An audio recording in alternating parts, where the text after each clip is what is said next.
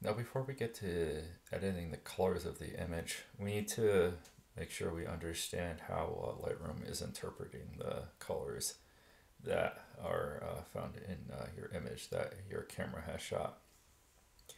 So if we go up to this profile at the top here, we can click on the right side. There's these boxes here. If we click on those, it brings up a new menu here.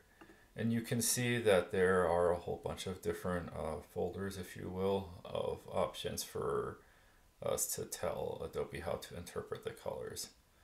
So there's some here that are matching your camera. So if you shoot with a Sony camera like I do, then you will come here, and these are the actual Sony camera profiles that you can see actually on the back of your camera when you're shooting the image. And so there's different options on your camera itself that can tell you how to interpret the colors that are captured.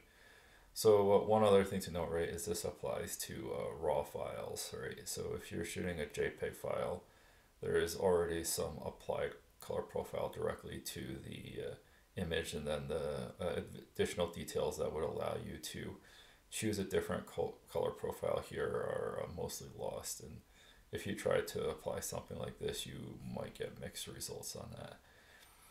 So yeah, so just make sure again that always like you shoot your photos in RAW so that you can have more options in editing later.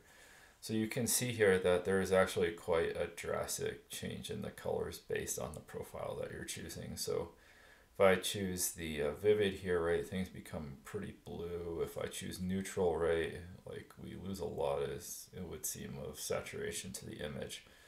And the image is much less blue just in there. The landscape, again, that's even more blue than the vivid interpretation of the colors.